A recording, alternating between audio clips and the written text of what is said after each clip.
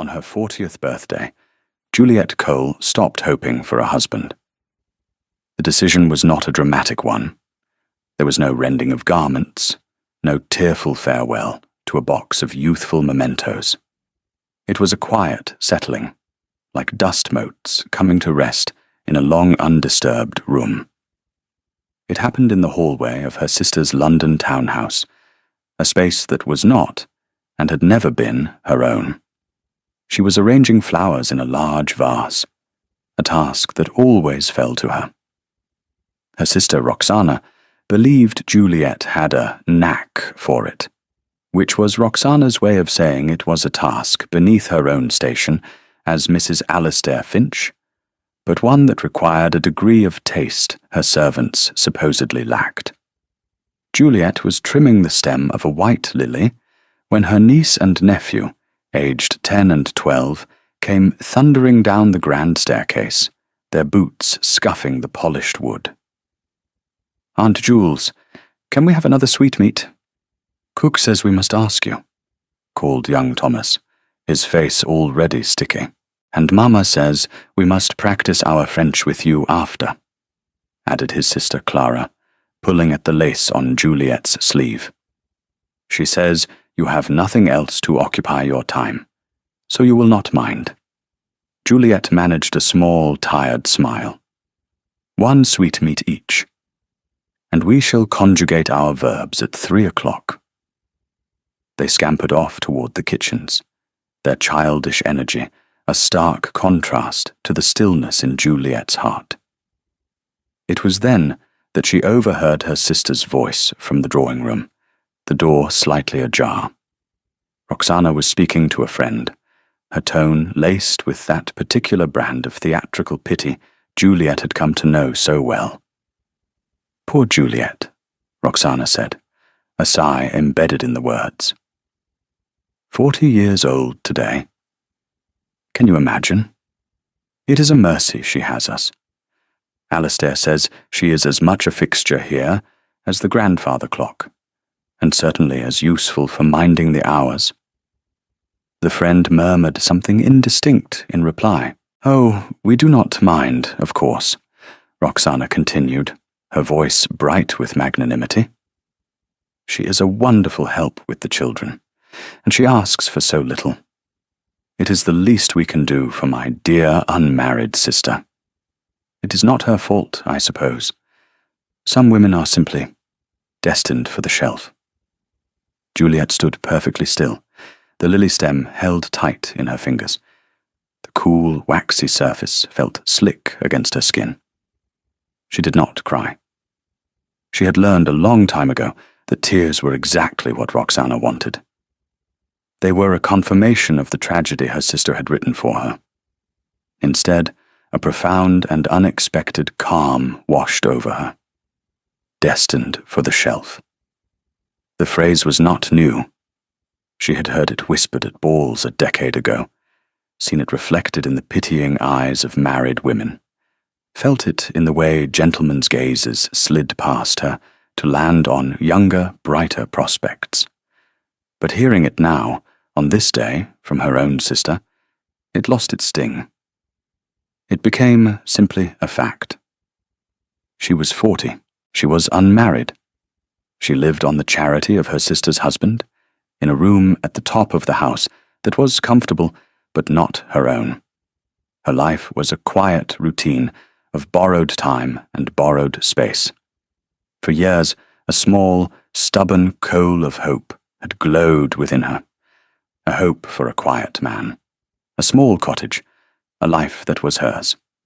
A hope for a love that was not grand or passionate, but steady and kind. Now, in the hallway with the scent of lilies thick in the air, she let the coal go out. It was not a violent extinguishing. She simply stopped feeding it oxygen. She accepted the shelf. There was a strange freedom in it. If there was no hope, there could be no disappointment. If there was no striving, there could be no failure. She could be Juliet Cole, spinster, aunt, companion. She could be useful. She could be quiet. and that would be enough. She finished arranging the flowers, her movements precise and unhurried. The bouquet was beautiful, a mix of white lilies and deep green foliage. It was a composition of quiet dignity. When she was done, she wiped her hands on her apron and went upstairs to her room, the grandfather clock in the hall chiming the quarter hour, marking the time she was no longer meant to mind. That same week, she was required to attend a ball. Roxana insisted.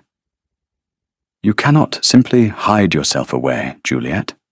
People will talk. They will think you are mourning your own birthday, for heaven's sake. You must show a brave face." A brave face. Juliet felt she had been showing a brave face for 20 years. She wore her best gown, a simple dress of dove-grey silk that had been refitted 3 times. It had no fashionable flounces, no intricate beading. It was the colour of a calm sea before a storm, and it made her feel invisible, which was precisely the effect she desired. In the glittering ballroom of Lady Danbury, surrounded by the bright plumage of the season's debutantes, Juliet was a wren in a flock of peacocks. She found a seat near a potted fern and settled in for the evening, her fan moving in a slow, steady rhythm. From this vantage point, she could observe the machinations of the ton without being a part of them. She watched mothers push their daughters forward, saw young men preen and posture, witnessed the silent, coded exchanges that decided fortunes and futures. It was a play she had seen many times, and now, finally, she felt no longing to be one of the actors. She was merely an audience member. It was from this quiet corner that she first became aware of him. He was not difficult to notice. Dominic, the Duke of Velmore, was a man carved from shadow and silence. He stood near a marble column, a head taller than most men in the room, dressed in immaculate, unadorned black. His hair was dark, his features sharp and aristocratic, but it was his stillness that commanded attention. While the rest of the room buzzed with motion and noise, he was an island of profound quiet. They called him the Winter Duke, and the name suited him. His expression was one of cold, distant politeness, his grey eyes missing nothing but betraying less. Juliet had, of course, heard the gossip about him. He was immensely wealthy, powerful, and had remained stubbornly unmarried since inheriting the title a decade ago. He rarely came to London, and when he did, he moved through society like a ghost, observing but never participating. They said he was frozen by some long-ago tragedy, that his heart was a block of ice. Looking at him now, Juliet could believe it. He seemed a man locked away inside himself. She watched as a hopeful mama propelled her giggling daughter toward him. The Duke inclined his head, his expression unchanging. He murmured a few words, a perfect, chillingly polite refusal, and the duo retreated, their smiles faltering. He did this 3 more times, his courtesy as impenetrable as a wall of ice. Juliet found she felt a strange sort of kinship with him. He, in his grandeur, was as much an outsider as she, in her obscurity. Both of them were present, yet absent. Both of them were watching the play from the wings. Her observations were interrupted when Roxana swept over to her, her pink satin gown rustling with importance. "Juliet, for pity's sake, do not look so glum. You look as if you are counting the minutes until you can escape. At least pretend to be enjoying yourself." "I am perfectly content, Roxana," Juliet said, her voice even. "Content doesn't find a husband," her sister snapped. Then her eyes followed Juliet's gaze across the room to the Duke. Roxana's expression softened into one of speculative interest. The Duke of Velmore. They say he needs a duchess to secure the succession. Every mother in London is praying, but he has no more warmth than a statue. Imagine being married to that. She shivered theatrically. You would freeze to death in your own bed. Juliet said nothing, merely fanning herself. The Duke, as if feeling their scrutiny, turned his head. His gaze swept past Roxana without a flicker of interest. But then it landed on Juliet. For a moment, their eyes met across the glittering expanse of the ballroom. His gaze was not like the others that had passed over her tonight. It did not slide away. It held. It was not warm, not flirtatious, but it was assessing. It was intelligent. For the first time all evening, Juliet felt not invisible, but seen. It was a deeply unsettling sensation. She saw a flicker of something in his own eyes. Surprise, perhaps, or recognition. 1 second, 2 seconds, 3. Then she broke the contact, her heart giving a strange, unfamiliar lurch. She lowered her gaze to her lap, her fan suddenly still. It was nothing, she told herself. A trick of the light, a moment of shared boredom. But the feeling lingered, the ghost of his attention, cool and sharp against her skin. She did not see him again for the rest of the evening. 3 days later, the Duke of Velmore called at the Finch residence. Juliet was in the schoolroom, listening to Clara stumble through a French recitation, when the butler, flustered and wide-eyed, appeared at the door. Beg pardon, Miss Cole, but Mr. Finch requests your presence in his study.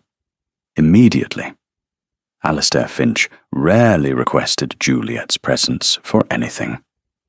He was a man who moved through his own home with the vague air of a visitor, and he treated Juliet with a kind of polite bewilderment, as if he was never quite sure what her function was. Is something amiss? Juliet asked, rising. The butler's eyes darted nervously. His Grace, the Duke of Velmore, is here, miss. Juliet's hand went to her throat. The Duke? Here? It made no sense. He must have business with Alistair. Perhaps it concerned some investment or property. That had to be it. She smoothed her simple morning dress and followed the butler downstairs. The grandfather clock seemed to tick with unusual loudness as she walked past. When she reached the study, the butler opened the door and announced her softly. Miss Cole, Your Grace. Alistair was standing by the fireplace, looking thoroughly unnerved, and seated in the largest guest chair, as if he owned it, was the Duke of Velmore. He rose as she entered, a tall, imposing column of black wool. In the daylight, he seemed even more formidable than he had at the ball.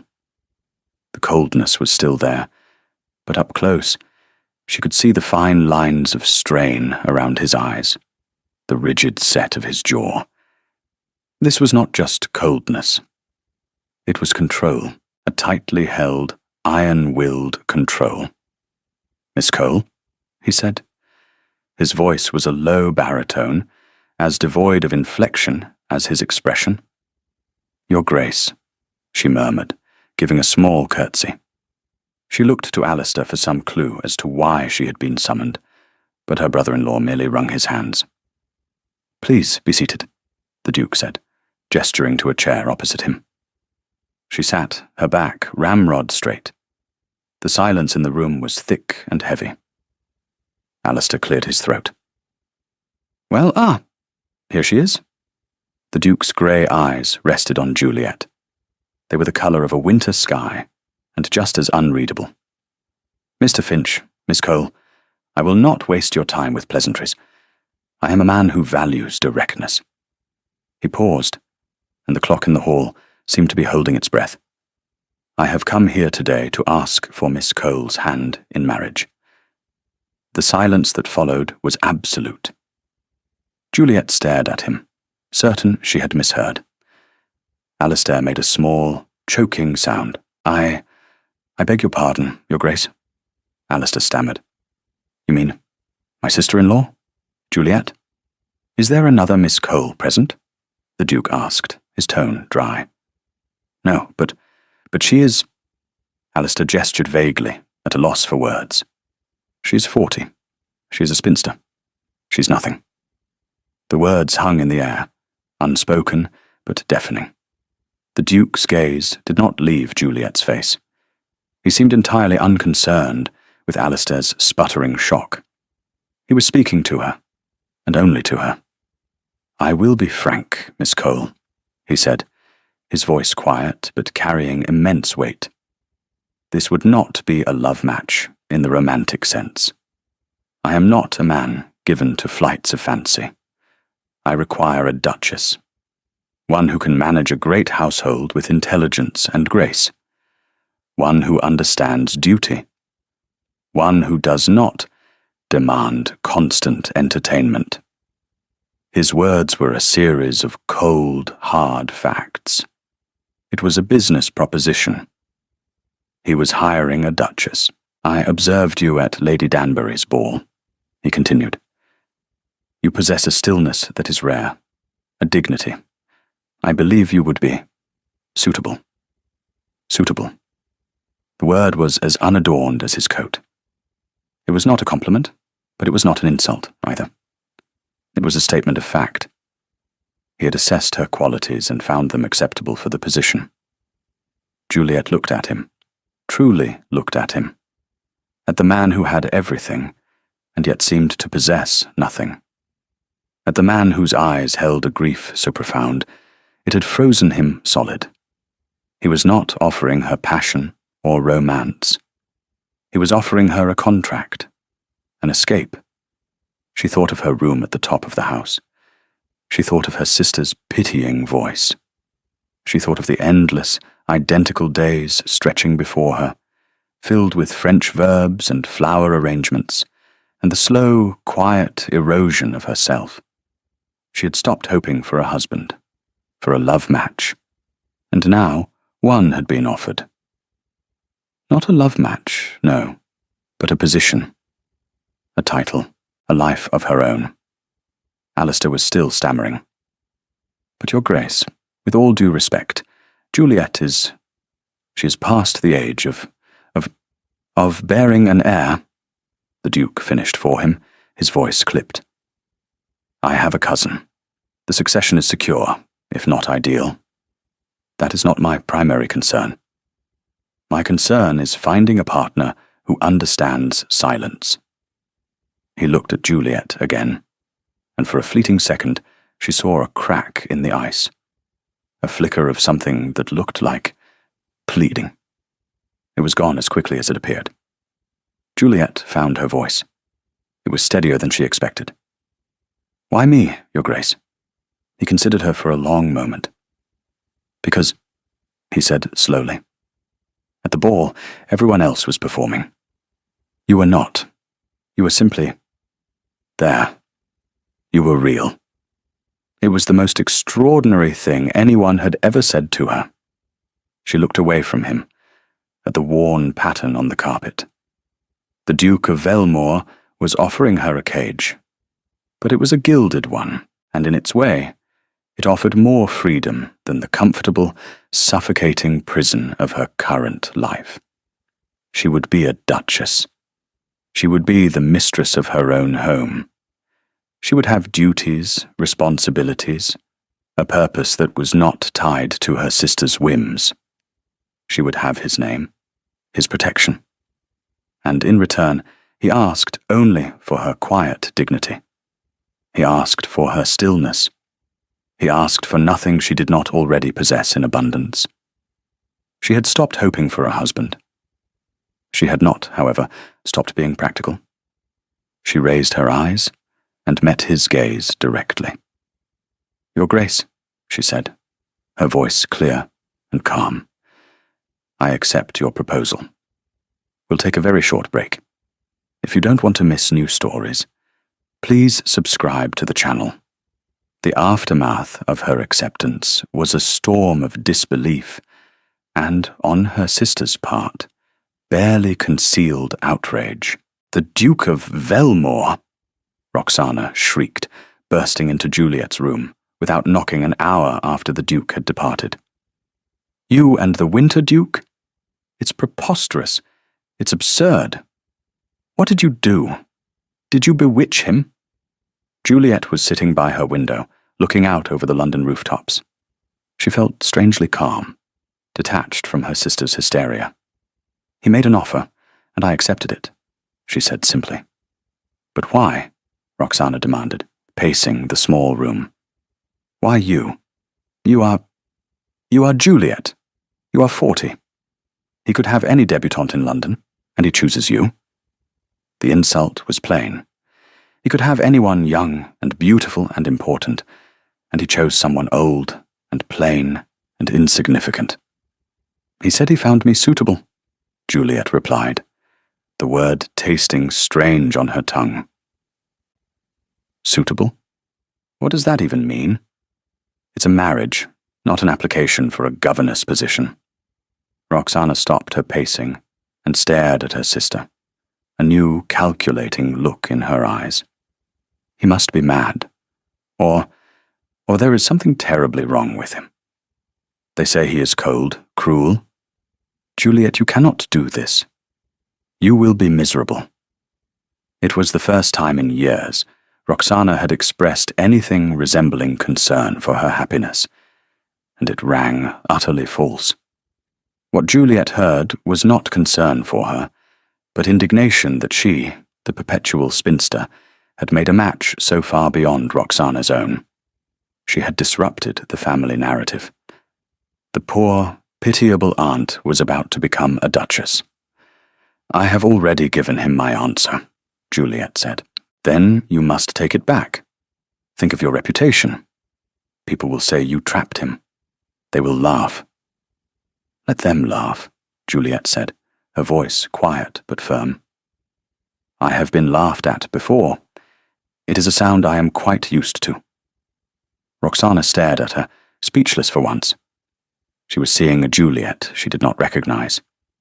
A woman who was not apologetic, not deferential. A woman who had made a decision for herself, without consultation or permission. The power dynamic between them, so firmly established for 2 decades, had fractured. The next 2 weeks were a flurry of activity. The engagement was announced in the papers, to the astonishment of the ton. Roxana, having realized she could not prevent the marriage, pivoted to taking full credit for it. "My dear sister, always so quiet, but she has captured the most elusive prize in England," she would trill to her friends. "I always knew her depth would attract a man of substance." Juliet endured it all with the same quiet detachment. She was fitted for a trousseau, a dizzying array of gowns and pelisses and bonnets, all in muted, elegant colours chosen by the Duke's man of business. The bills were sent directly to Velmore House. For the first time in her life, she was being clothed in fabrics that were not chosen for their durability or their modest price. The Duke himself she did not see again until the day the marriage contracts were to be signed. He called again at the Finch house, and they were left alone in the drawing room for a quarter of an hour. It was excruciatingly awkward. He stood by the mantelpiece. She sat on the settee. "Are the preparations to your satisfaction?" he asked, his voice as formal as ever. "Yes, Your Grace. You are very generous." "It is necessary," he replied, as if discussing the purchase of livestock. He looked at her, his gaze clinical. "My lawyers have drawn up the settlements. They are, I believe, more than fair. You will have a generous personal allowance. The dower house and its lands will be yours, should you outlive me. You will want for nothing." He was laying out the terms of her employment. She appreciated the clarity. "Thank you, Your Grace," she said. An uncomfortable silence stretched between them. Juliet felt a sudden, desperate need to understand. "Your Grace," she began, her hands twisting in her lap. "I must confess, I am still at a loss. I do not understand your choice." He turned his head to look out the window, at the busy London street below. His profile was stark, like a figure on a Roman coin. "Miss Cole," he said, his voice low. "My life, my house, has been silent for a very long time. It is a loud, intrusive silence, the kind that echoes. I have no taste for the chatter and noise that most people use to fill it. When I saw you at the ball, I saw a woman who was not afraid of quiet, who could inhabit it. I require a partner who will not try to banish the ghosts with frantic gaiety." It was the most he had ever revealed of himself. He was not just offering her a position. He was asking for a specific kind of companionship, the companionship of shared silence. Before she could reply, Alistair and the lawyers were bustling in, and the moment was gone. She signed the documents where she was told, her signature, Juliet Cole, looking small and insignificant next to the bold, authoritative scrawl of Velmore. 2 days later, she was married in a small, private ceremony in a Mayfair church. Roxana wept into a lace handkerchief for effect. Alistair looked relieved. The Duke was a marble statue at her side. Juliet, in a travelling dress of dark blue velvet, felt as if she were watching a play about someone else. After the ceremony, they stepped directly into the Duke's waiting carriage. It was vast and dark, and smelled of rich leather. The door closed, shutting out the city, shutting out her old life. She was now Her Grace, the Duchess of Velmore. The carriage lurched into motion. They sat in silence, on opposite sides of the wide seat. Juliet looked out the window as the familiar streets of London slid by, giving way to the green of the countryside. She was on her way to Farmont, the Duke's principal seat in Northumberland. On her way to a new life, a new home, a new silence. She did not know if she was a prisoner being transported or a refugee being saved. Perhaps she was both. The journey to Farmont took 3 days. For 3 days, Juliet and her new husband coexisted in the close confines of the carriage, wrapped in a silence that was both profound and brittle. They spoke only when necessary, short, polite exchanges about the changing of horses or the quality of the inns where they stopped for the night. They took separate rooms. He was impeccably courteous, a perfect stranger who happened to be wearing her wedding ring. Juliet spent the long hours watching the landscape change. The gentle hills of the south gradually gave way to the wilder, more dramatic scenery of the north. The sky seemed to grow larger, the colours more stark. It was a landscape that suited the man beside her, vast, beautiful, and profoundly lonely. On the afternoon of the 3rd day, the carriage turned off the main road and onto a private drive. A pair of magnificent wrought-iron gates, bearing a ducal crest, swung open for them. They drove for nearly a mile through a dense forest of ancient oaks and beeches before the trees parted, and Juliet had her first sight of Farmont. It took her breath away. The house was not a palace. It was not a frivolous, fashionable creation of white stucco and ornate columns. It was a great, sprawling manor of dark grey stone that seemed to have grown from the very land it stood upon. It was vast and imposing, with mullioned windows that glittered like 1,000 eyes in the late afternoon sun. It was a house built to withstand centuries, a fortress against the wildness of the northern moors that rolled away behind it. It was magnificent, and it was radiating a silence that made the silence in the carriage seem like a whisper. As the carriage crunched to a halt on the gravel drive, the great front doors opened. A line of servants, dozens of them, stood assembled on the steps, a sea of black and white uniforms. At their head was a stern-looking man with silver hair who must be the butler, and a woman in a stiff black dress who could only be the housekeeper. The Duke alighted first, then turned and offered Juliet his hand. His touch was cool and impersonal as he helped her down. For a moment they stood side by side, facing the staff, facing the house. The Winter Duke and his quiet, unsuitable Duchess. "Your Grace," the butler said, his voice a low rumble. He bowed deeply. "Welcome home." The Duke gave a curt nod. "Mrs. Graves, this is the Duchess." The housekeeper, Mrs. Graves, was a formidable woman with eyes that missed nothing. She performed a stiff curtsy, her gaze sweeping over Juliet, taking in the simple travelling dress, the unadorned bonnet, the lack of jewels.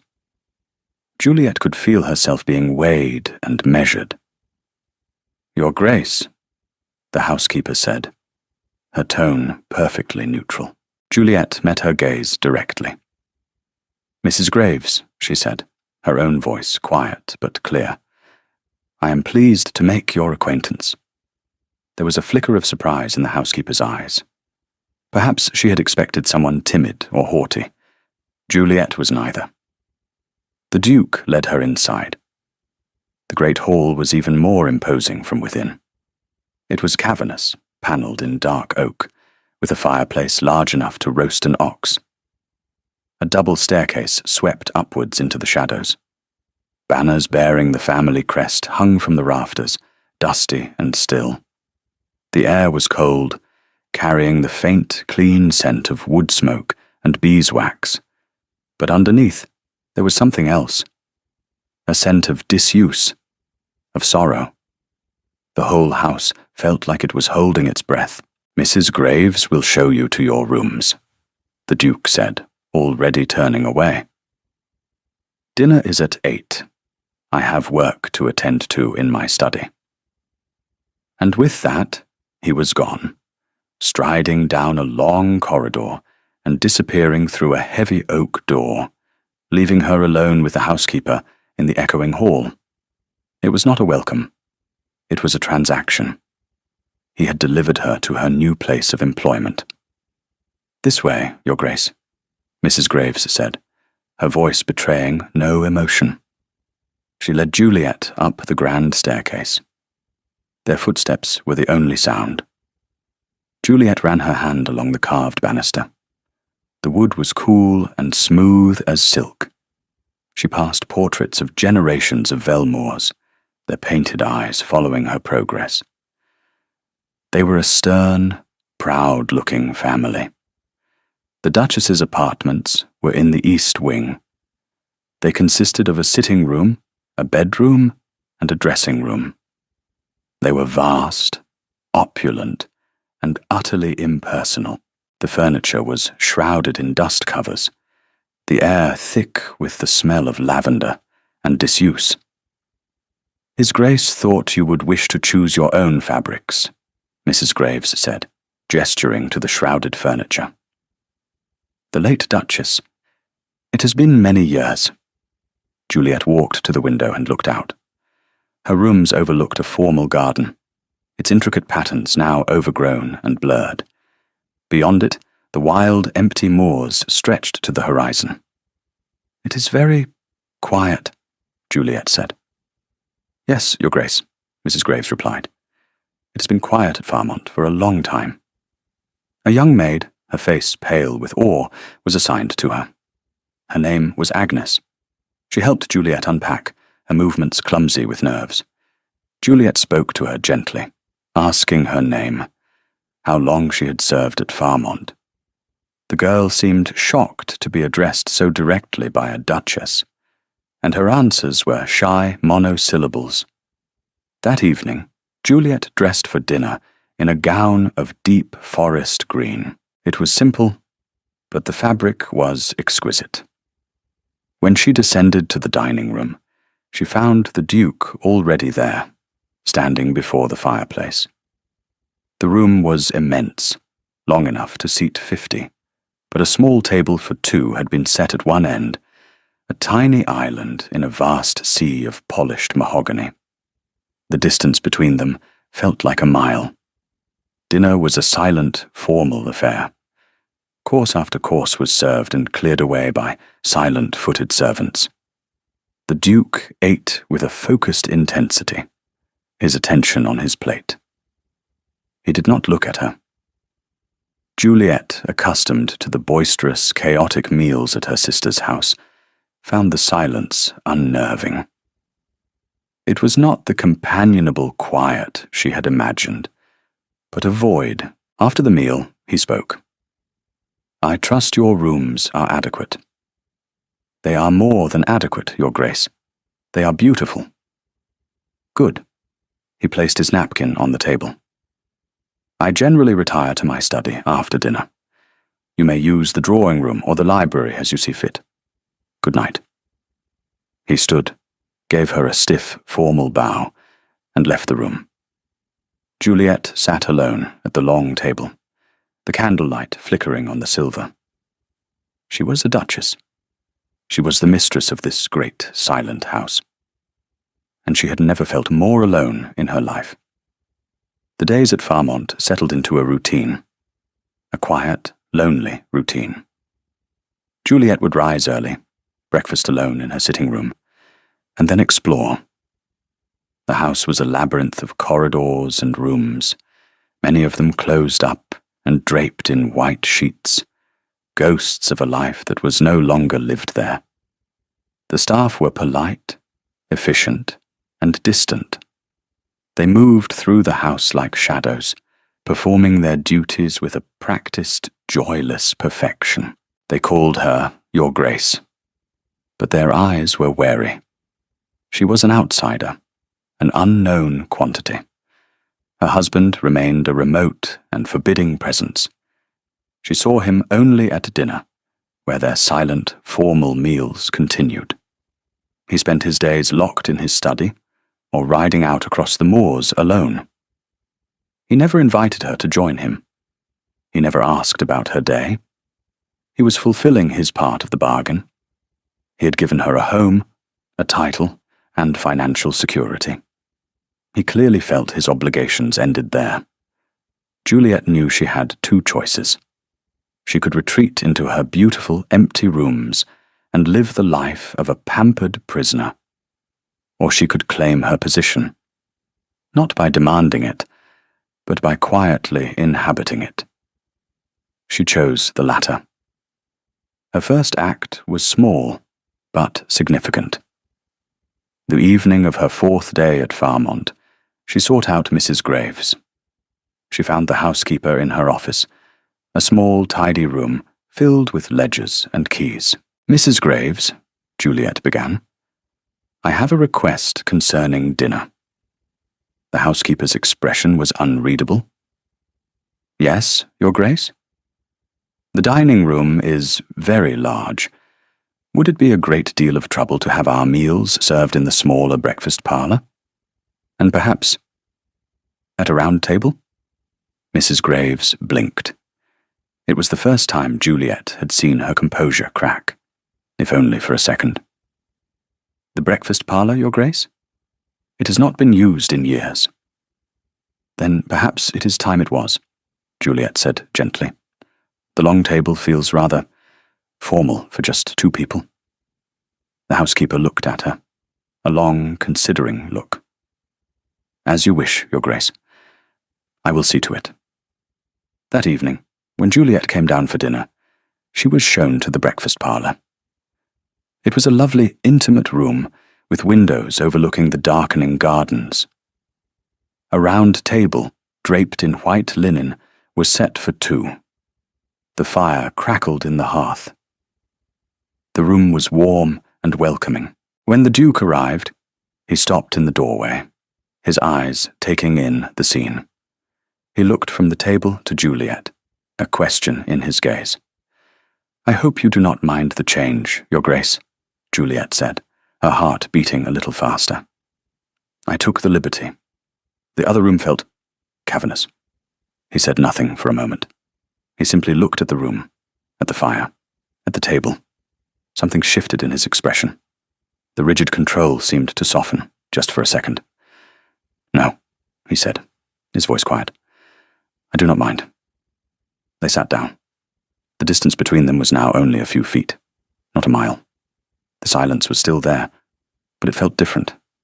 Less like a void, and more like a shared space. It was the first small victory. A few days later, a carriage arrived, unannounced. From it emerged a formidable old woman with piercing blue eyes and a back as straight as a poker. She was dressed in elegant but old-fashioned black bombazine. "So," the woman said, her voice raspy but strong as she surveyed Juliet in the great hall. "You must be the one who finally managed it." Before Juliet could respond, the Duke appeared from his study. The sight of the old woman brought a look of weary resignation to his face. "Mother," he said, "I was not expecting you." "Clearly," said the Dowager Duchess of Velmore. She turned her sharp gaze on her son. "You get married, Dominic, and you do not think to inform your own mother?" "I had to read it in the papers, like a common gossip. I came as soon as I could. I had to see the woman who accomplished the impossible." Her eyes, bright and intelligent, returned to Juliet. "Well? Do not just stand there, girl. Let me have a look at you." Juliet found herself being scrutinized from head to toe. The Dowager Duchess, Persis, walked a slow circle around her. She said, finally. "Not a giggling debutante, thank God. And you have sensible eyes. What is your name?" "Juliet, Your Grace." "Persis," the old woman corrected her. "If you are to be my son's wife, you will call me Persis. Your Grace is for the servants." She turned to Dominic. "Leave us. I wish to speak with my new daughter-in-law." The Duke, for the first time since Juliet had met him, looked almost relieved to be dismissed. He retreated back to his study, and Persis gestured for Juliet to follow her into a nearby drawing room. Unlike the other rooms, this one was not shrouded in dust covers. It was clearly the Dowager's own territory. Persis lowered herself into a wing-back chair by the fire and gestured for Juliet to take the one opposite. "Now," she said, her eyes pinning Juliet in place. "Tell me everything. Why did my ridiculous, frozen son decide to marry you?" Juliet, surprised by the woman's directness, found herself telling the truth. "He said he required a duchess who was not afraid of silence." Persis snorted. "He would say something like that. Poetic nonsense. He married you because he looked at you and saw a woman, not a child, because he is drowning in this house, and he thought you might be a sturdy enough lifeboat." She leaned forward, her expression suddenly serious. "This is not an easy house, Juliet. It is full of ghosts. My younger son, Arthur, his death broke something in Dominic, broke something in this place. Dominic has spent the last 5 years encasing himself in ice so he does not have to feel it. He thinks he wants silence, but what he needs is life. He has chosen you. The question is, what will you do with that choice?"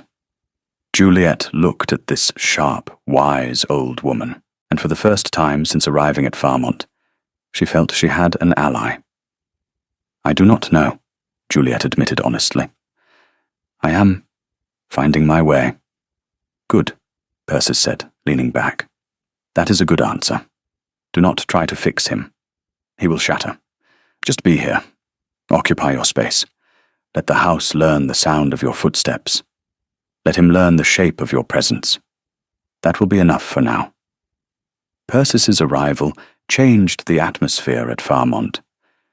Her presence was a sharp, bracing wind that stirred the stagnant air. She joined them for dinner in the breakfast parlour, her tart observations and dry wit forcing conversation where there had been none. She would ask Juliet about her day, about her explorations of the house and grounds, and then turn to Dominic and demand to know what he had been doing, locked away in his study like a hermit. He was deferential to his mother, but Juliet could see the strain it put on him. He was being forced to interact, to engage, and he was being forced to see Juliet not just as a silent fixture, but as a person his mother had taken an interest in. One afternoon, Juliet found her way to the library. It was a magnificent room, 2 stories high, with soaring arched windows and thousands of books lining the walls. But like the rest of the house, it felt neglected. A thin layer of dust covered everything. She began, quietly, to put it in order. It was a task that suited her.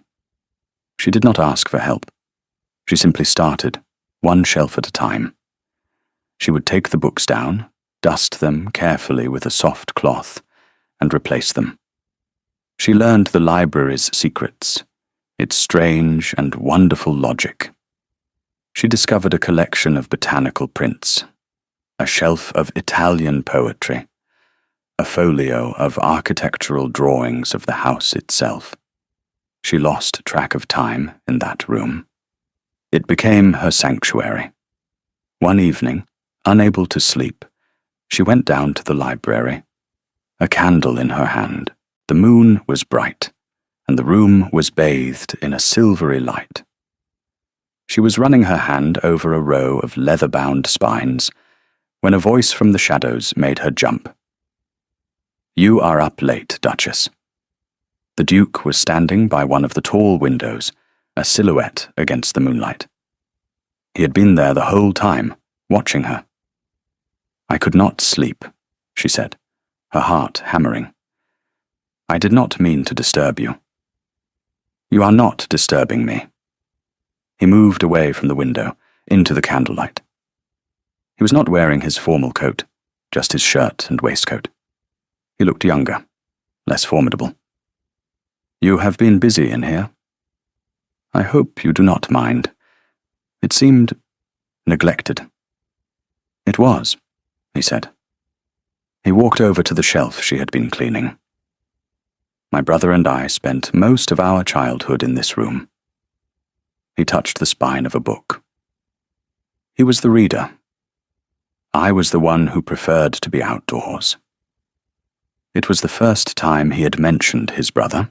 The name Arthur hung in the air between them, unspoken. "It is a magnificent collection," Juliet said softly. "It is," he agreed. He looked at her, his grey eyes searching her face in the flickering light. "My mother likes you. She is very direct." A small, almost imperceptible smile touched his lips. It was the first time she had seen anything of the sort. The almost. "That is one word for it. She sees things clearly." He paused. "She was right to say I was remiss in not informing her of our marriage. It was an oversight." It was as close to an apology as he was capable of giving. "She seems to understand you well," Juliet offered. "She is the only one who ever has," he said, and the bleakness in his voice was a raw wound. He looked away, as if he had revealed too much. "You should get some rest. It is late."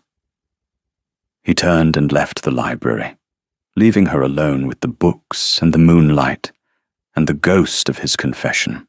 She stood there for a long time, her hand resting on a book of Italian poetry, and felt the first tentative shift in the foundations of their arrangement. He was still a stranger.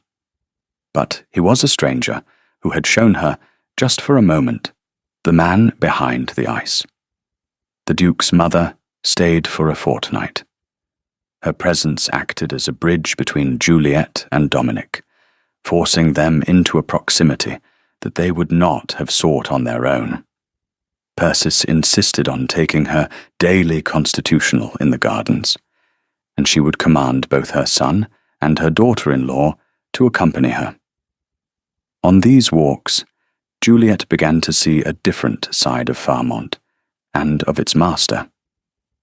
Dominic, walking the overgrown paths with his mother, leaning on his arm, would point out a rare species of tree his father had planted, or tell a story from his boyhood about falling into the ornamental pond. The stories were brief, told in his usual clipped tones, but they were cracks in his frozen facade. They were memories of a time before the silence had fallen. Juliet, walking quietly beside them, would listen. She learned that the West Wing had been damaged by a fire a century ago, and that the family had lived in the dower house for a year while it was rebuilt. She learned that the formal gardens she saw from her window had been designed by a famed landscape architect, but that his brother, Arthur, had always preferred the wild, untamed woods beyond. She never asked questions about Arthur. She simply filed the information away, cataloguing the small particulars of her husband's history. She was a witness, patient and silent. Persis saw it all. One afternoon, as Juliet sat with her in the drawing room, doing some mending, the dowager looked up from her book. "He speaks more than he has in 5 years," she said, without preamble. Juliet kept her eyes on her needlework. "He speaks to you, Persis." "No," the old woman said sharply. "He speaks for you. He is explaining his world to you. Do not pretend you do not see it." She sighed, a dry, rustling sound. "When Arthur died, Dominic sealed himself up. He thought it was his duty to be strong, to be the Duke, to feel nothing. He has forgotten how to be anything else. But he watches you. When you are in the library, when you walk in the garden. He watches you when he thinks no one is looking." Juliet's needle paused. "He watches me as a man might watch a new horse he has acquired, to see if it is lame." Persis laughed, a rare barking sound. "Perhaps, but even a man who buys a horse can grow fond of it, especially if it is a steady, quiet creature that does not shy at shadows." She leaned forward again, her blue eyes intense. "Be patient, Juliet. The North has long winters, but spring always comes. Eventually." The day Persis was to depart, she took Juliet's hands in her own dry, wrinkled ones. "You are good for him. You are good for this house. Do not let his silence defeat you.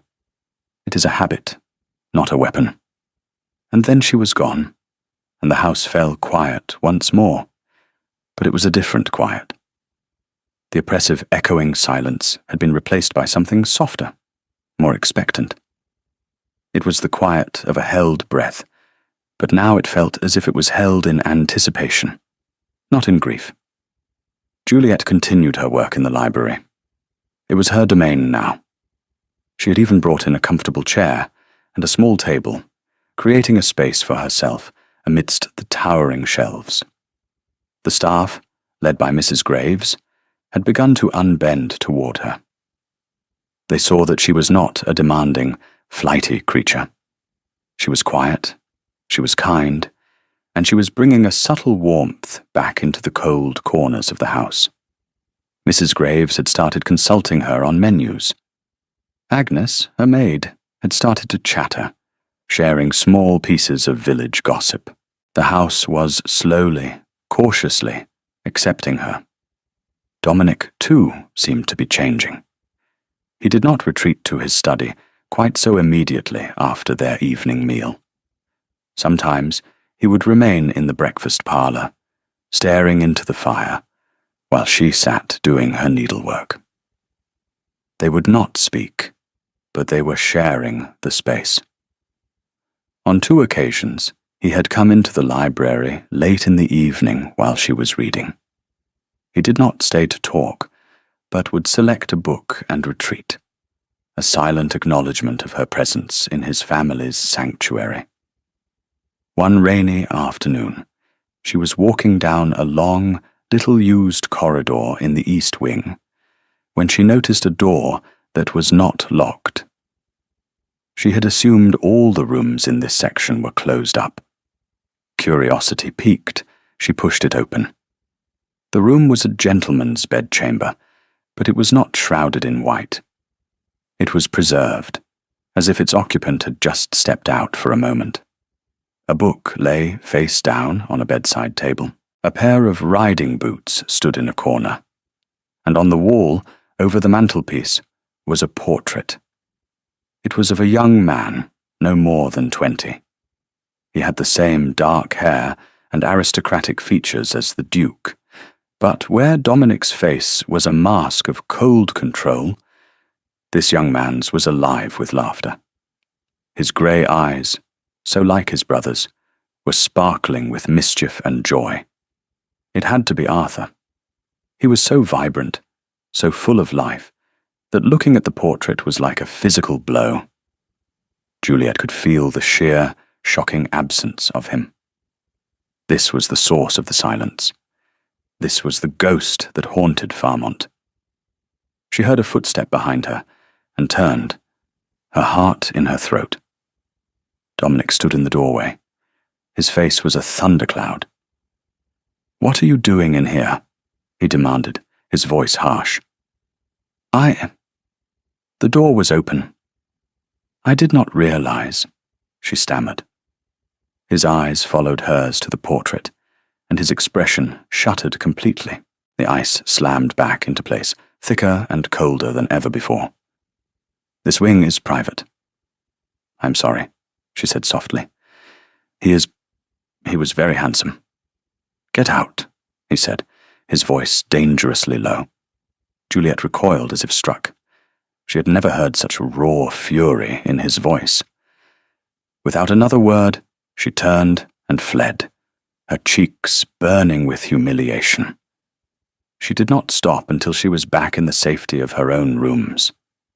She had crossed a line. She had trespassed on his private grief, and he had thrown her out. The fragile truce between them was shattered. That evening, she did not go down for dinner. She sent Agnes with a message that she had a headache and would take a tray in her room. She could not face him. She could not sit opposite him in their cozy breakfast parlour and pretend nothing had happened. She picked at her food, the silence of her own rooms, feeling lonely again. Not peaceful. She had made a terrible mistake. She had been a fool to think the ice was melting. It had only been a temporary thaw. There was a knock on her door. She expected it to be Agnes, come to collect the tray. "Come in," she called, her voice weary. The door opened, and the Duke walked in. She stared at him, rising from her chair. He had never come to her rooms before. He looked awkward and out of place, a giant in her chintz-decorated sitting room. He did not look at her. He looked at the floor, at the fireplace, at the curtains. "My behavior this afternoon was unacceptable," he said, the words sounding as if they were being dragged from him. "I apologize." Juliet was stunned into silence. The Duke of Velmore was apologizing to her. "You did nothing wrong," he continued, his voice still stiff. "The door should have been locked. It is my fault." He finally raised his eyes to meet hers. The anger was gone, replaced by a deep, hollowed-out exhaustion. "That room, I have not been in there myself in 5 years. Seeing you there, it was a shock." "I understand," she said softly, "and I am sorry for your loss. The portrait is He looks like he was a wonderful young man. A spasm of pain crossed his face. He looked away again, toward the window. He was, he said, his voice barely a whisper. He was everything I am not, full of light. He stood there for a long moment, a man balanced on the edge of a precipice of grief. She could see the struggle within him, the desire to speak warring with a lifetime of iron control. Why had he stopped? Why hadn't he continued?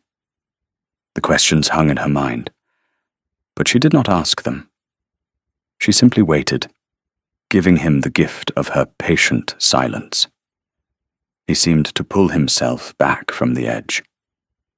"I trust your headache is not severe," he said, his voice regaining its formal tone.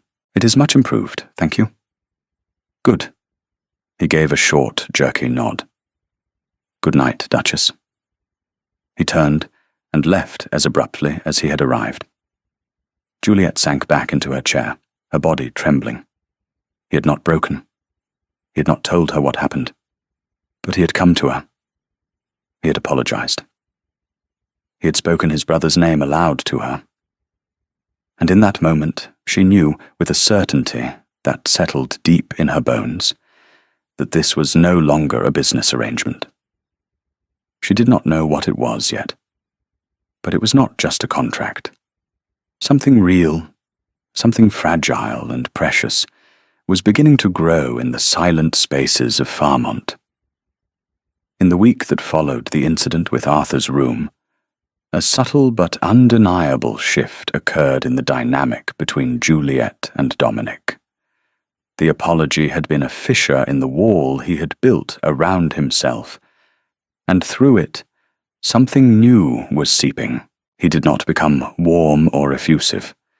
That was not in his nature.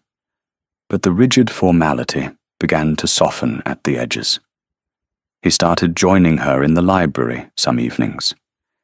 He would read in his large leather armchair by the fire, while she sat in her own, smaller one, mending or reading herself.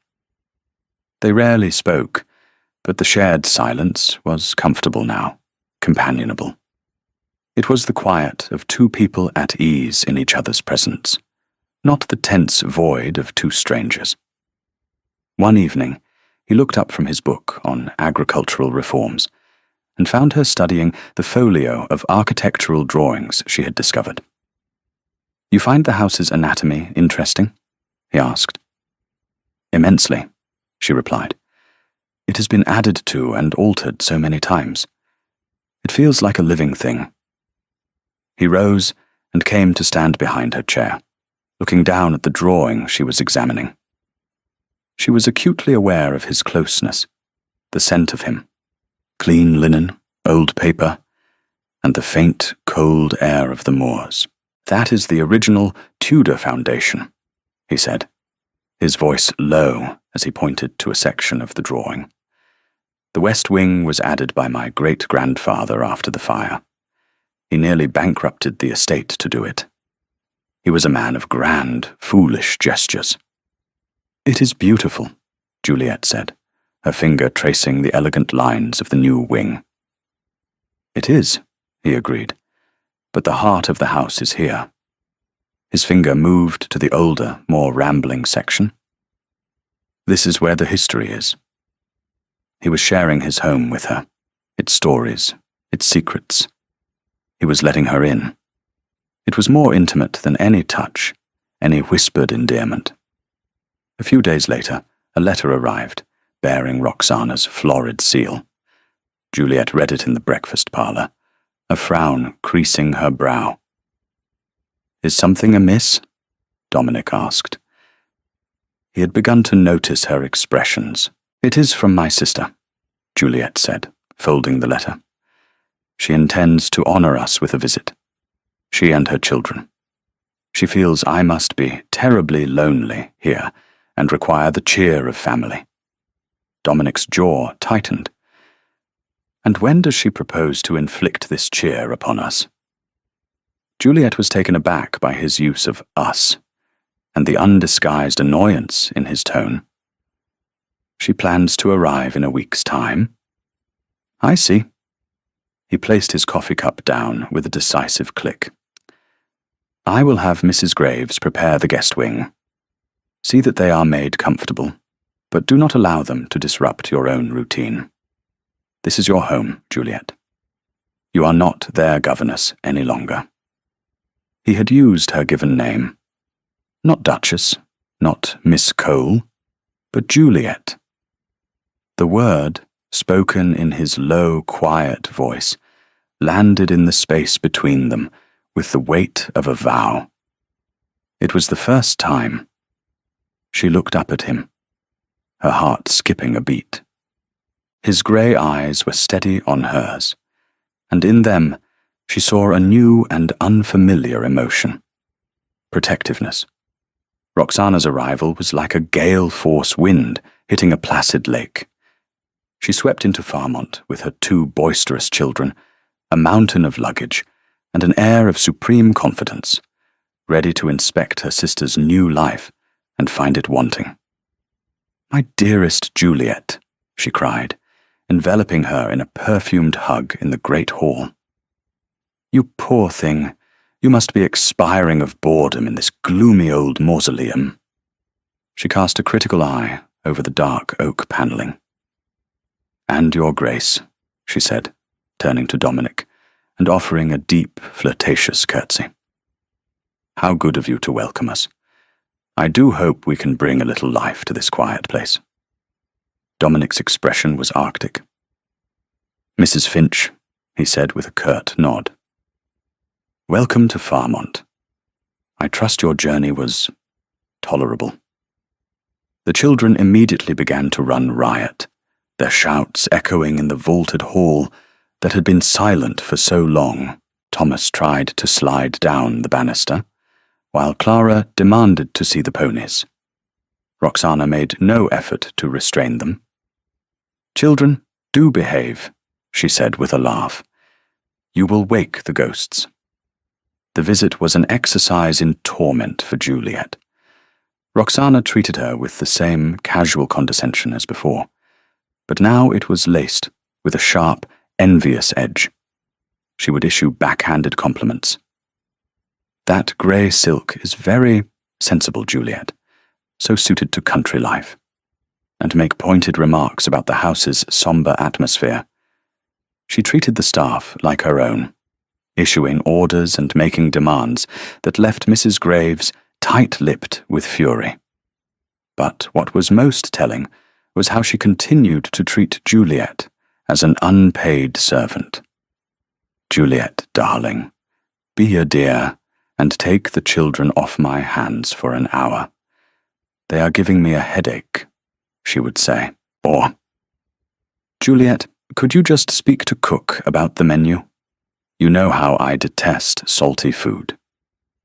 The first few times, Juliet, falling back into old habits, complied. She found herself once again supervising French lessons and mediating squabbles. But then she would catch Dominic's eye across the dinner table, a cool, questioning look that seemed to ask, "Why are you allowing this?" The breaking point came on the 3rd day. They were in the drawing room after dinner.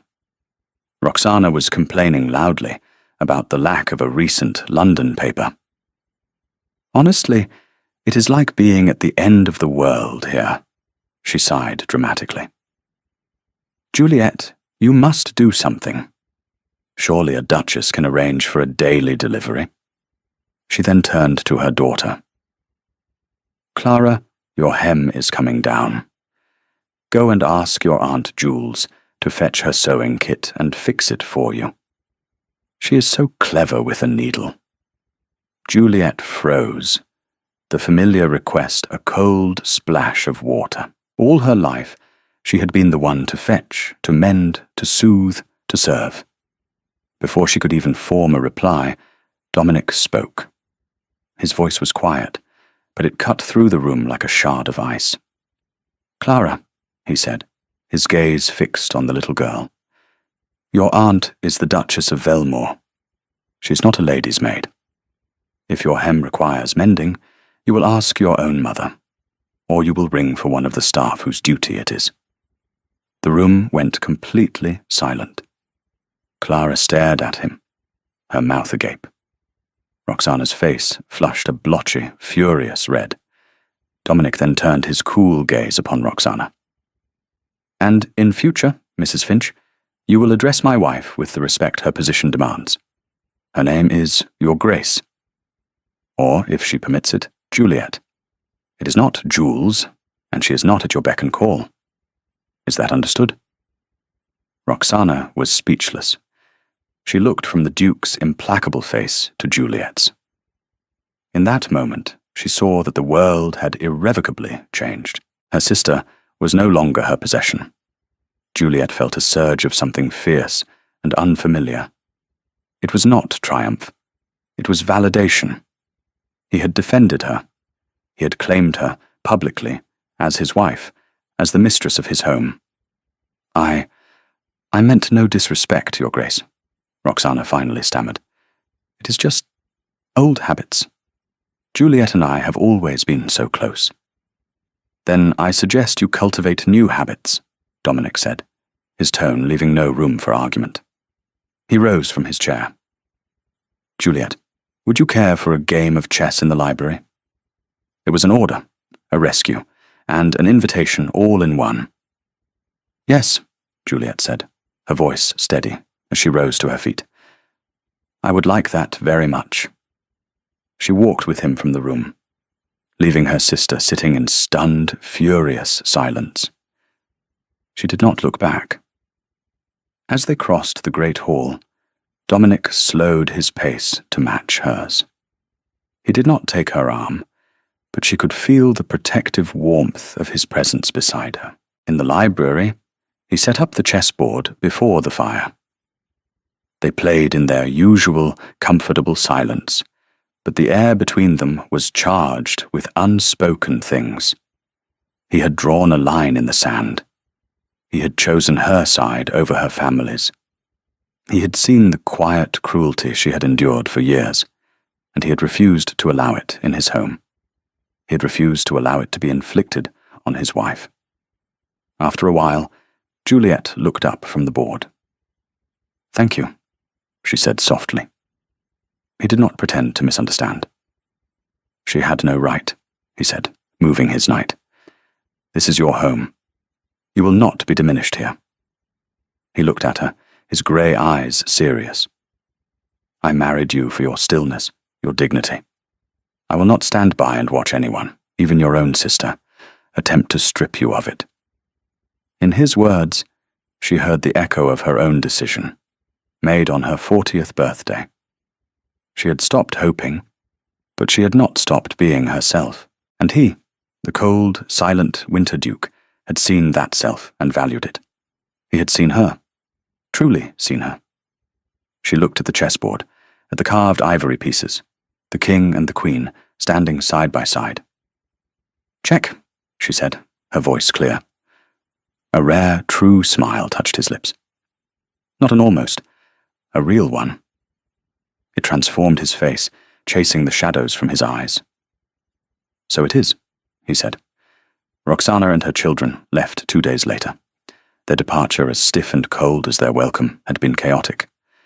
The house settled back into its quiet rhythm, but it was a new rhythm, a new quiet. It was the quiet of a partnership. The North Country, autumn deepened, painting the moors in shades of rust and gold. The air grew crisp, and the evenings drew in, long and dark. The storm that had been brewing between Juliet and Dominic had passed, leaving behind a clear and altered sky. Their life together found its settled pace, a quiet duet. The library was their shared territory, the round table in the breakfast parlour, their island. The gardens, now being slowly reclaimed from their wildness under Juliet's gentle direction, were where they walked in the afternoons. He would speak of the estate, of the tenants and the farms, no longer as a man reporting to his business partner, but as a man sharing his life's work with his wife. He asked her opinion on crop rotation, on the repairs needed for the village church. She, with her practical mind and sharp observation, offered sensible, insightful counsel. He began to delegate tasks to her, giving her the household accounts to manage, trusting her judgment completely. She was not just a duchess in name. She was becoming the true mistress of Farmont. But one door remained closed. The door to Arthur's room, and the door to the deepest part of his grief. He had apologized for his anger, but he had not invited her into its source. Juliet did not push. She waited. She knew that some doors can only be opened from the inside. The weather turned in late October. A great storm blew in from the North Sea, lashing Farmont with wind and rain for 3 days. The world outside the stone walls of the house dissolved into a grey, howling fury. They were marooned, cut off from the world. On the second night of the storm, the wind howled in the chimneys, like a hungry wolf. Even inside the thick walls of the library, they could hear it, a constant, violent presence.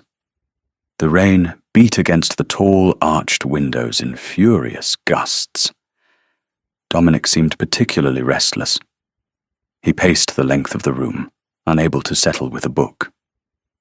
He would stop at the window, stare out into the black, churning night, and then resume his pacing. Juliet watched him, a knot of apprehension tightening in her chest. The storm outside seemed to be mirroring one inside of him. Finally, he stopped in front of her chair.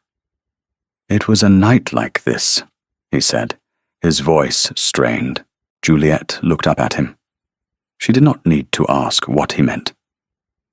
"The night Arthur died," he continued, his gaze fixed on the rain-streaked glass. "The wind was from the east. It came up so fast." He fell silent, but it was a different kind of silence now. It was the silence of a man gathering the strength to speak of the unspeakable. Juliet held her breath, her own book forgotten in her lap. He turned from the window and looked at her, and his eyes were full of a pain so raw it was shocking. The ice was gone. The control was gone.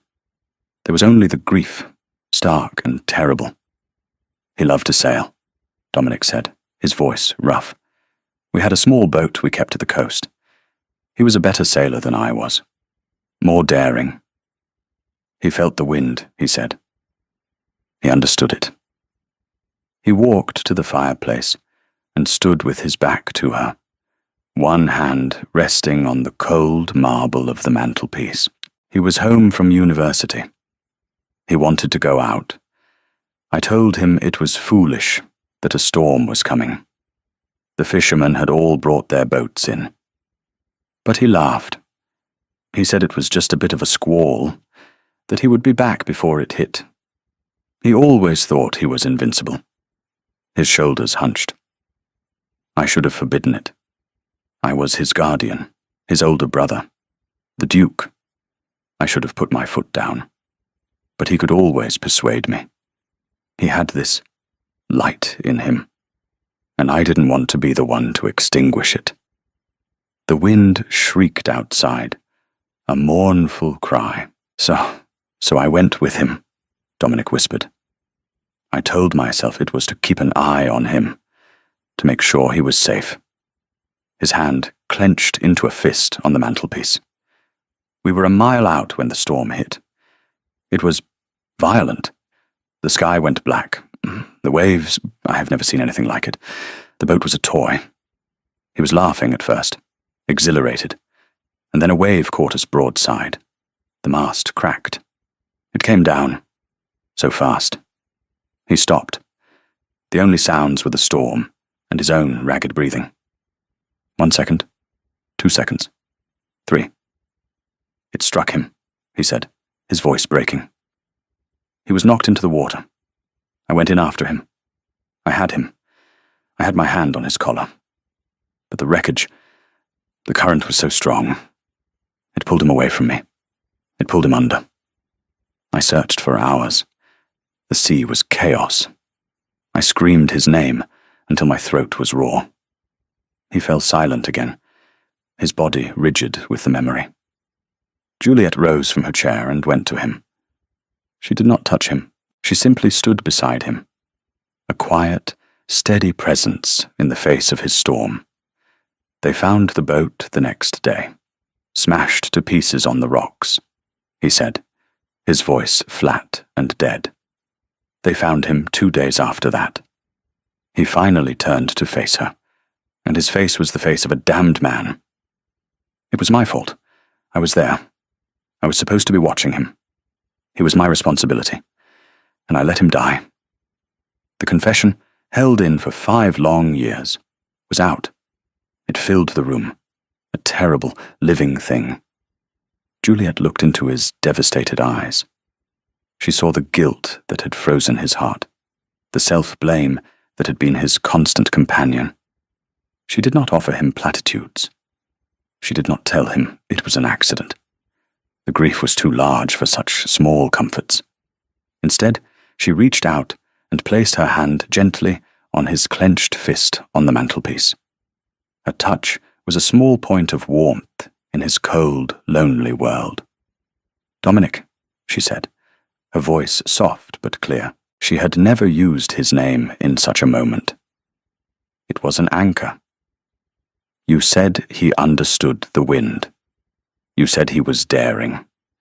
You could not have forbidden him any more than you could have forbidden the tide to turn. You went with him to protect him. You went into the water to save him. You held on to him for as long as you could." She looked at him, her gaze unwavering. "You loved him. And love is not about control. It is about presence. You were present with him, in his joy and in his end. That is all any of us can ever do." He stared at her, his grey eyes wide, searching her face as if seeing it for the first time. He had expected condemnation, or pity, or attempts to reason away his guilt. He had not expected this. This quiet, absolute acceptance. This reframing of his failure, not as a lack of control, but as an act of love. A single tear traced a path down his cheek. He did not seem to notice it. "It was not your fault, Dominic," she said again, her voice full of a certainty she felt in her soul. "It was a storm. You cannot command the sea." He let out a shuddering breath, a sound that seemed to be torn from the very depths of him. The tension that had held him rigid for 5 years began to release. He slowly uncurled his fist from under her hand, and with a hesitation that was heartbreaking, he took her hand in his. His skin was cold, but his grip was firm. It was the first time he had ever truly taken her hand. He held it, his thumb stroking the back of her palm, as the storm raged on outside. He did not speak again for a long time. He did not need to. In the warm, fire-lit library, surrounded by the ghosts of his family and the fury of the elements, the Winter Duke was finally beginning to thaw. Juliet stood with him, their hands clasped together, a silent promise that he was no longer alone in the storm. The storm broke before dawn. When Juliet awoke, the world was washed clean, bathed in a pale, watery sunlight. The silence that greeted her was not the heavy, oppressive silence of before, but a deep and profound peace. She went down to breakfast and found Dominic already there. He was standing by the window, looking out at the glistening, rain-drenched gardens. He turned as she entered, and the change in him was startling. The deep lines of strain around his eyes had eased. The bleakness was gone, replaced by a quiet gravity. He looked settled. "Good morning, Juliet," he said, and his voice was different, deeper, calmer. "Good morning, Dominic," she replied, a soft smile on her lips. They sat at their round table. The conversation was not about the estate or the weather. He asked her about her childhood, about her parents.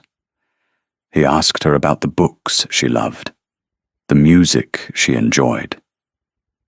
He was learning her, as she had learned him. He was discovering the woman he had married. After breakfast, he said, "Will you walk with me?" He led her not to the gardens, but up the grand staircase, down the long corridor of the east wing. He stopped before the door to Arthur's room. It was closed.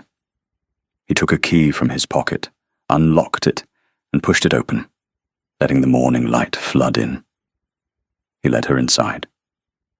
The room no longer felt like a shrine to a ghost. It felt like a memory, sad but peaceful. He walked to the portrait over the mantelpiece and looked up at his brother's smiling face. "I am going to have this moved to the main gallery," he said, "with the other family portraits. It is time he came out of the shadows." He turned to Juliet. "And I would like to reopen this wing. Perhaps we could turn these rooms into a nursery." He said it so calmly, so matter-of-factly, but the implication struck Juliet with the force of a tidal wave. A nursery.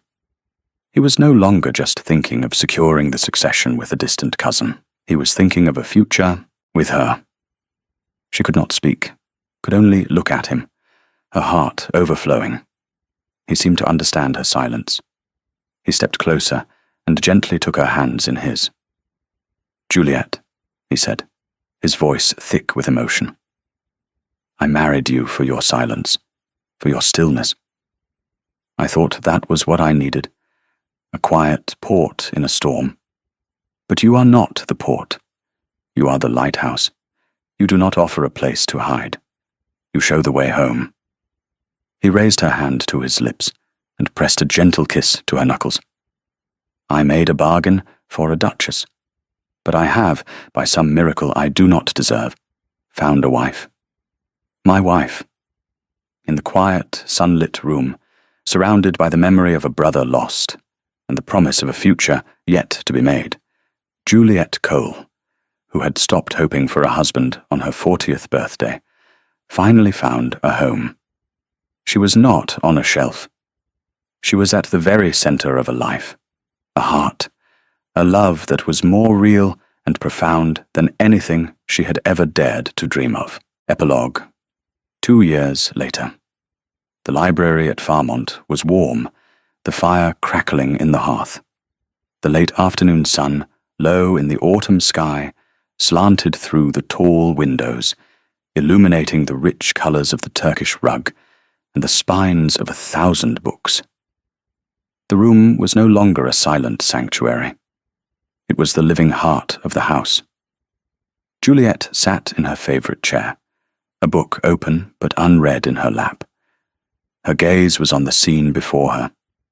Dominic was on the floor, on his hands and knees, a position of profound indignity for a duke. On his back, holding onto his collar for dear life, was their son, a 1-year-old boy with his father's dark hair, and everyone said, his mother's calm, observant eyes. The baby, named Arthur, gurgled with delight as his father pretended to be a fearsome bear, growling in a low, rumbling voice that held nothing of the winter in it any more. The sound of their laughter filled the room, a sound as warm and welcome as the firelight. Persis, the Dowager Duchess, sat in the opposite chair, her knitting needles clicking softly. She watched her son and grandson, a rare, soft smile on her face. "I never thought I would see the day," she murmured to Juliet. Dominic playing the fool. Arthur would have loved this. He would have, Juliet agreed, her heart full. The ghost of the first Arthur was no longer a source of pain in this house, but a gentle, smiling memory. A footman entered with the afternoon post on a silver tray. There was a letter for Juliet, bearing Roxana's familiar seal. She opened it. Her sister's letters had changed over the past 2 years. The pity and envy had been replaced by a grudging, bewildered respect. She wrote of London gossip, of her children's progress, and always ended with a stilted but sincere inquiry after Juliet's health and that of her family. She had even, in her last letter, asked for Juliet's advice on a matter concerning her daughter, Clara. The world had righted itself. Juliet folded the letter and looked back at her husband and son. Dominic had collapsed onto his back, and young Arthur was now crawling over his chest, patting his father's face with a chubby hand. Dominic caught the little hand and kissed it. His eyes, those grey eyes that had once been so cold, crinkling at the corners with love. He looked over at Juliet and smiled. A real, easy smile that was just for her. It was a look that said everything. It spoke of shared nights and quiet mornings, of partnership and passion, of a love that had not been a whirlwind discovery, but a slow, quiet, deliberate construction, built day by day, silence by silence, word by word. It was a love that had been chosen, earned, and treasured. Juliet smiled back, her hand resting lightly on the gentle swell of her stomach, where their second child was growing. The house was no longer silent. It was filled with life, with laughter, with love. It was home, and she, who had once been destined for the shelf, was at the very center of it all, seen and cherished, exactly as she was. Thank you for listening to the story all the way to the end. Please tell us which city you're watching from and what the story made you feel. Don't forget to subscribe so you won't miss new stories.